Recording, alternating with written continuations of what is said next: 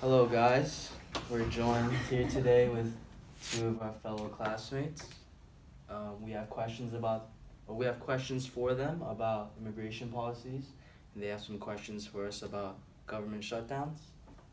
Let's get to it, baby. So what's going on currently right now with the Caravan situation? The Caravan situation. The Caravan, for the most part, is people from Central America, El Salvador, Guatemala, and Honduras, and it's just the big group of people who are trying to get over to the United States. They are seeking refuge from their homelands. They want to escape all the violence that's going on, and then like women, for the most part, aren't safe, and they're just trying to find a place where they're safe. So that's what's going on right there with them. And then I know that right now they are in Tijuana, Mexico, and they are just, I guess, waiting for the chance to come over here. Okay, next question. For Jared, how has immigration changed from past to today? How are they different from 100 years ago compared to today? Well, in the past, immigration was a lot easier. There was a lot less restrictions, and Americans were a lot more open to people immigrating over. And like in the past, people immigrated more for like free land and free practice of religion, where like now they immigrate over for more like going to school and job opportunities. Makes sense, yeah. How difficult is it to get to the U.S. and how difficult is it to become a citizen, Jocelyn? So it's not easy. I could say that it was probably never easy. It had its obstacles and its setbacks. There's people who have to like cross more than one border just to get here, and then there's others that just have one, and then there's just people who have to like fly across, I guess, to try to come over here. And then what was the second question? How easy is it to become, or how difficult is it to become a citizen? It's a long process, and I know for a fact it's not guaranteed. Honestly, I'm not too sure what the process is itself, because I don't have like a personal experience to that situation itself, but I know for a fact that it's not easy, and it's a really long process, and it's not always guaranteed. So there's always the possibility when you do open a court case, an immigration case, that you're going to get deported and sent back. Mm-hmm. So my next question for you guys is, what challenges do people face trying to immigrate here legally? And also, what is birthright citizenship? Well, a lot of people coming here usually have financial issues, so that's why they can't come here legally. They're already struggling.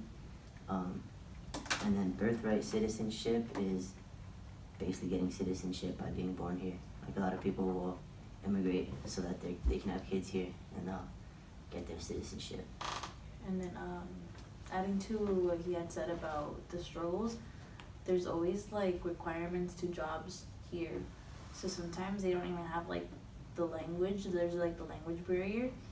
I know a lot of jobs do require you to speak English, and a lot of jobs require you to have like a high school diploma, and sometimes people don't have that. So it's just a little harder to find jobs. I'm not saying it's not doable, it's just a little harder. So we are here with Nolan. And Noah. we have a couple questions for you guys.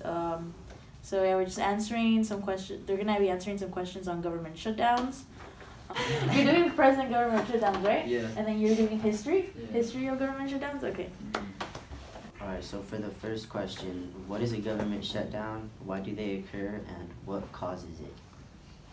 So a government shutdown is when the president and Congress can't come on an agreement with this on a spending bill, and so what happens is all unnecessary government functions, such as like people working in national parks, people working at government museums, even people like on government websites, they all are sent home without pay, and so everything basically freezes, except for the Congress and the president until they decide on a spending budget that they want to do. Alright, so next question. What was the longest shutdown, and does the government save any money when these shutdowns occur? So the longest shutdown in U.S. history was under President Bill Clinton. That one lasted 21 days. And government shutdowns do not save money. So actually, in the shutdown that Clinton was involved in, the 21-day one, 800,000 workers were sent home early, and it costed an estimated 1.4 billion in tax dollars. So yeah, government shutdowns do not save money. That's a lot of money. Alright, next question.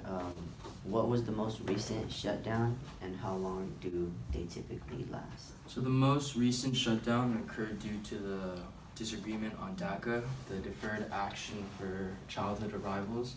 President Trump wanted to get rid of this program, causing a lot of immigrants to be unhappy. Therefore, they couldn't agree on the bill. Government shutdowns usually last around 2 to 3 days. There have been cases, like Nolan said, where it can be like 16, 20, 21 days. And do you know if there will be another government shutdown anytime soon? So currently there's a deadline for government funding on the wall, and the deadline is this Friday, December 7th. So there could possibly be a government shutdown on Friday. This upcoming Friday? Yes, December 7th. The day this project is due. Alright. Yay! Let's go. Alright, thank you. Done.